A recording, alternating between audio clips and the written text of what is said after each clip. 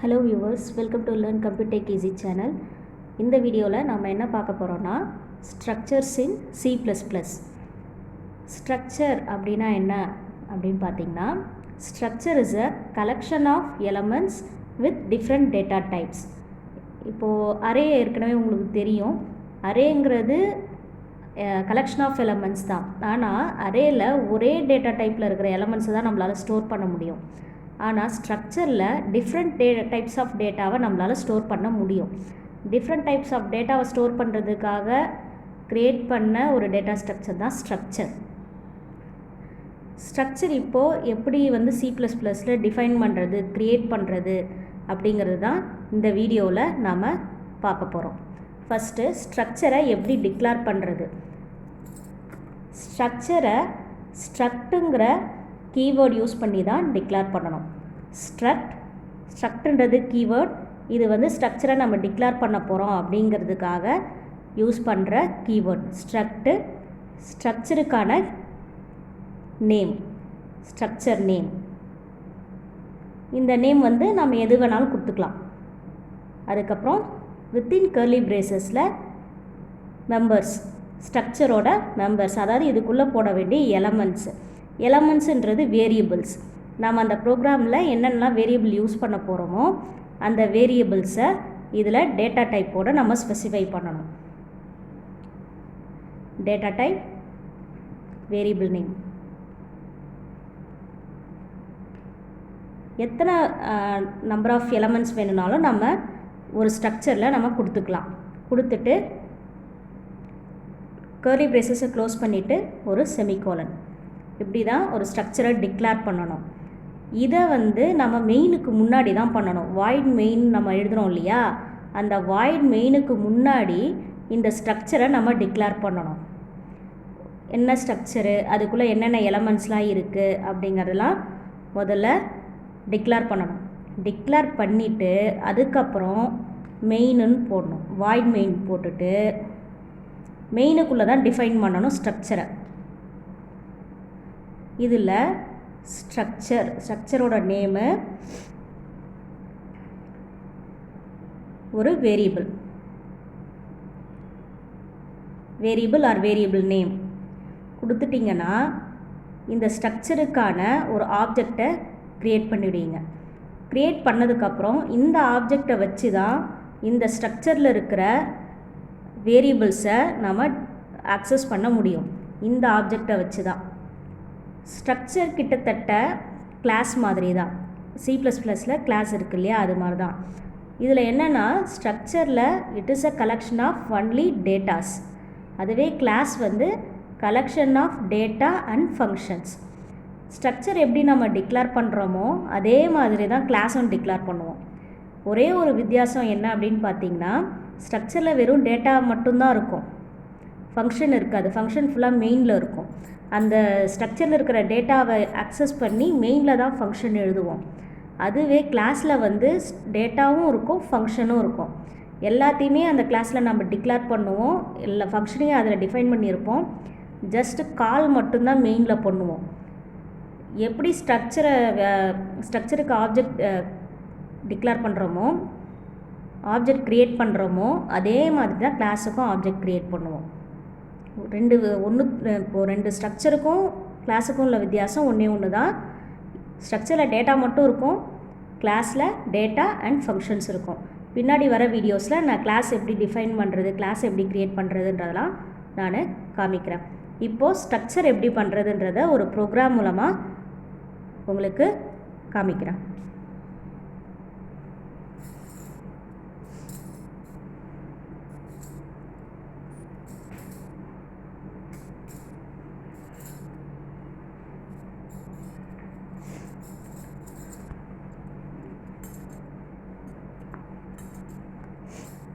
இப்போ ஒரு ஸ்டூடெண்ட்டோட மார்க்ஸை வாங்கி அதுக்கு டோட்டலும் ஆவரேஜும் எப்படி க்ரியேட் பண்ணுறது, ஸ்ட்ரக்சர் யூஸ் பண்ணி எப்படி பண்ணுறது. ஸ்டூடெண்ட் மார்க் லிஸ்ட் இப்போ க்ரியேட் பண்ண போகிறேன் யூஸிங் ஸ்ட்ரக்சர்.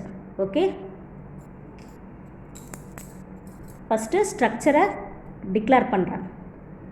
ஸ்ட்ரக்ட் ஸ்டூடெண்ட் போட்டுட்டு வித்தின் கர்லி பிரேசஸில் int register number,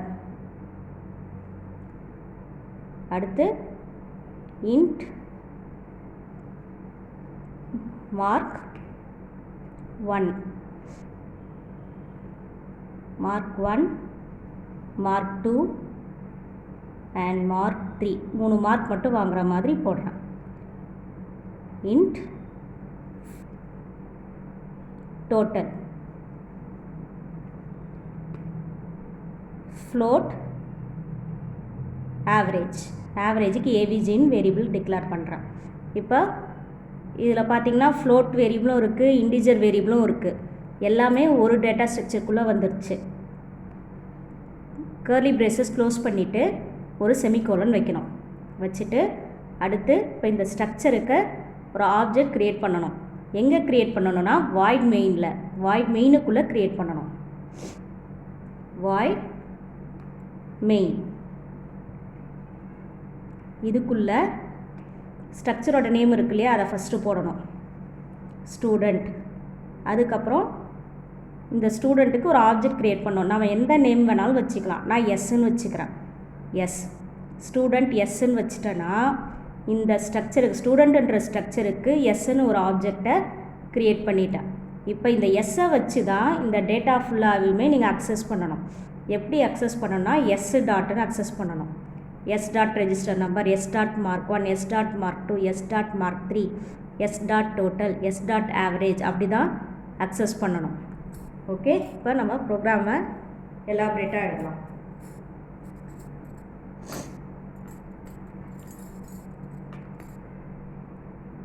cout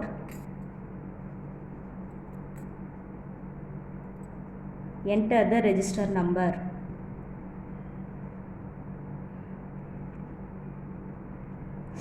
cin s dot register number.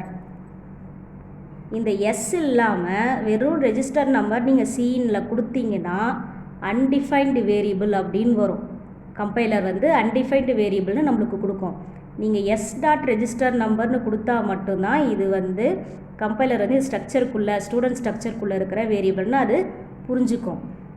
அப்போ உங்களுக்கு எரர் வராது. எஸ்ன்ற அந்த ஆப்ஜெக்ட் இல்லாமல், அதாவது இந்த ஸ்ட்ரக்சரோட ஆப்ஜெக்ட் இல்லாமல் நீங்கள் ஸ்ட்ரக்சரோட வேரியபிளை அக்சஸ் பண்ணணும்னு நினச்சிங்கன்னா உங்களுக்கு கம்பைலர் வந்து அன்டிஃபைன்டு வேரியபிள்னு எரர் காமிக்கும். ஸோ நீங்கள் ஸ்ட்ரக்சருக்குள்ளே இருக்கிற வேரியபிள்ஸ் அக்சஸ் பண்ணுறதுக்கு முன்னாடி அந்த ஸ்ட்ரக்சருக்கு ஒரு ஆப்ஜெக்டை கண்டிப்பாக க்ரியேட் பண்ணணும்.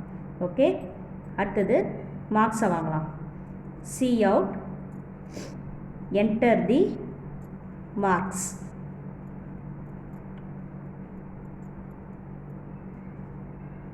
cin s dot mark 1, s dot mark 2, s dot mark 3 semicolon. ஒரே சிஇனில் நம்ம மல்டிபிள் இது கூட வாங்கலாம். அடுத்தது இப்போது மார்க்ஸை வாங்கிட்டேன். அடுத்து டோட்டலை கால்குலேட் பண்ணணும், ஆவரேஜை கால்குலேட் பண்ணணும். ஸோ டோட்டல் எப்படி கால்குலேட் பண்ணுறதுனா S dot total equal to S dot mark 1 plus S dot mark 2 plus S dot mark 3 semicolon. இப்போது இந்த மார்க்ஸ் எல்லாத்தையும் நம்ம இன்புட் கொடுக்குறோம் இல்லையா, அது ஃபுல்லாக வந்து இந்த வேரியபிள்ஸில் அக்சஸ் ஆகி ஆட் பண்ணி எஸ் டாட் டோட்டலில் ஸ்டோர் பண்ணிடும். இப்போது coutல டோட்டல் இஸ் அப்படின்னு கொடுத்துட்டு